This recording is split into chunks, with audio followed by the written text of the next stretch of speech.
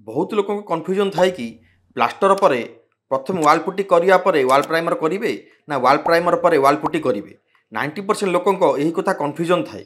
Detail जानापी भिडियोटी संपूर्ण देखूँ। भिडियोटी बहुत नॉलेजेबल होगा जाऊँगी। भिडियोटी स्टार्ट करने आगे कही रखुच्छी जदि आप हाउस प्लानिंग डिजाइनिंग कंस्ट्रक्शन कि इंटरव्यू करार अच्छी तेज आप साइड डिजाइन खंड जोगाजोग करेंगे। आम पाखे एक्सपीरियंस इंजीनियर सह स्किल टीम अवेलेबल अच्छा।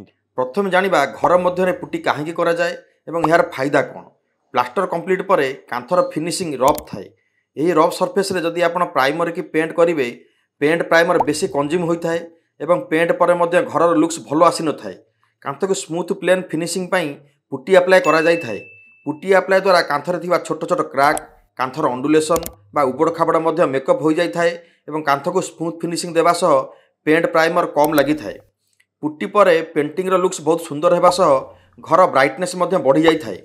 कांथरे डायरेक्ट बिना पुट्टी रे पेंट कले स्मॉल क्राक होल अंडुलेसन जाई न थाए। यहाँ पर जानिबा घर मध्य प्राइमर करिवार फायदा। प्राइमर मुख्य काम है आपणक घरर कांथ एवं पेंट मध्य बॉन्डिंग काम करिथाए।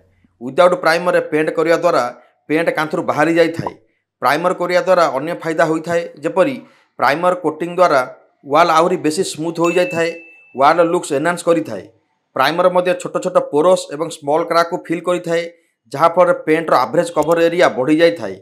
प्राइमर मध्य मॉइस्चर स्टेन ऑडर बा स्मेल को मध्य पार्शियली ब्लॉक करी जाई थाए। पेंट करने पूर्व प्राइमर करने निहाती दरकार। भुवनेश्वर और कटक में आमर साइड डिजाइन कंस्ट्रक्शन द्वारा 40 रु ऊर्ध्व कंस्ट्रक्शन और इंटीरियर वर्क काम चलुची एवं गोटे स्टैंडर्ड प्रोसीजर फॉलो करी थाउ। ताहाला प्लास्टर प्रॉपर क्यूरिंग हला परे एवं क्यूरियो पीरियड कंप्लीट हला परे वाल क्लीनिंग परे प्रथम कोट पुट्टी होई थाए। आमर समत साइड रे ब्रांडेड पुट्टी यूज होई थाए जेपरी बिल्ला पुट्टी। एटा मैन्युफैक्चर इंस्ट्रक्शन थाए कि पुट्टी पूर्व प्राइमर आवश्यक न थाए। जदि आप लोकल प्रोडक्ट रे जिबे तेबे पुट्टी पूर्व गोटे एक्स्ट्रा कोट प्राइमर देबाकू पड़ी पारे। प्रथम कोट पुट्टी 24 घंटा पर्यंत सुखिया को छड़ा जाए एवं सुखिया पर सैंड पेपर घसा जाए। तापर सेकेंड कोट पुट्टी अप्लाई करा जाई थाए। सेकेंड कोट पुट्टी 24 घंटा सुखिया पर कांथर सैंड पेपर घसिकी स्मूथ करा जाए। सेकेंड कोट पुट्टी पर जदि वाल अंडुलेसन रही थाए तेबे आपण थर्ड कोट पुट्टी मध्य अप्लाई करिकी मेकअप करिया को पड़ी थाए। पुट्टीर मोटाई मैक्सिमम 2 mm पर्यंत करि पारिबे।